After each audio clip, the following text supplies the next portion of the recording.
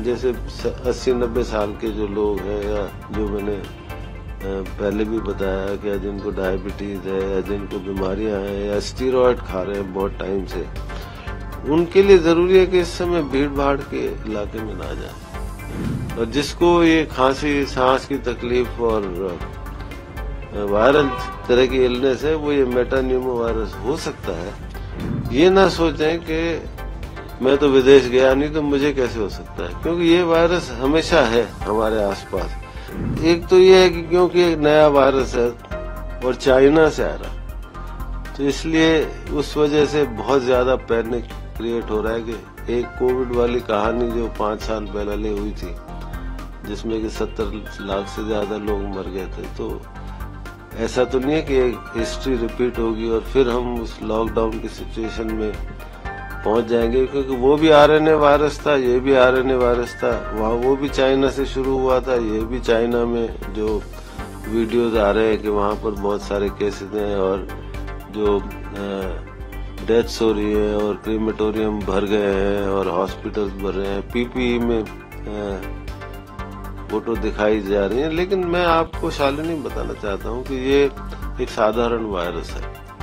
Respiratory syncytial virus एक होता है, उसी का एक भाई है, जो कि हम लोग डायग्नोस करने की कोशिश भी नहीं की है भारत में खास करके। लेकिन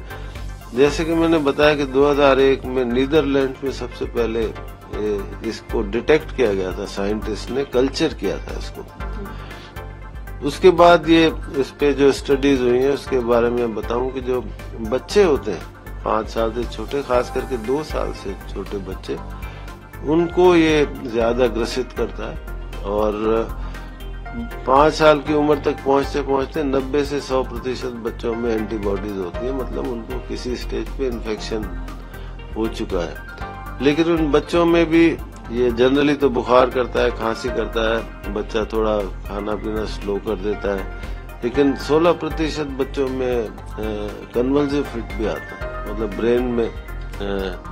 भी इसका इफेक्ट होता है, जैसे जिसको हम एपिलेप्सी, मिर्गी का दौरा कहते हैं। इसके अलावा न्यूमोनिया और कभी कभी आईसीयू केयर की भी जरूरत पड़ती है। इसके अलावा जो एल्डरली लोग हैं, जो 70-80 साल के लोग हैं, उनको ये घातक निमोनिया कर सकता है और आईसीयू केयर की भी जरूरत पड़ सकती है। और जो इम्यूनो कॉम्प्रोमाइज ने किसी वजह से भी, चाहे वो कैंसर की वजह से या शुगर की वजह से या बहुत बड़ी उम्र होने की वजह से, उनको भी ये सीरियस बीमारी कर सकता है। लेकिन कोई ये ना सोचे कि कोई नया वायरस आ गया है, क्योंकि जो निमोनिया से एडमिट होते हैं पेशेंट, उसमें 10% लोगों को ये मेटान्यूमो वायरस ही होता है, लेकिन उसको डिटेक्ट हम लोग नहीं कर रहे हैं क्योंकि उस तरह के टेस्ट जनरली अवेलेबल नहीं होते हैं। तो इसलिए ये वायरस कोई नया नहीं है, ये बहुत टाइम से है, लेकिन क्योंकि ये नाम भी बड़ा है, कोविड की कहानी है, तो इसलिए इसका डर बहुत, तो इसलिए डरने की जरूरत नहीं है। लेकिन ये बताना चाहूंगा कि ये खांसी के जरिए, सांस के जरिए फैलता है, ये एयरबॉर्न है। और एक इसकी खासियत होती है कि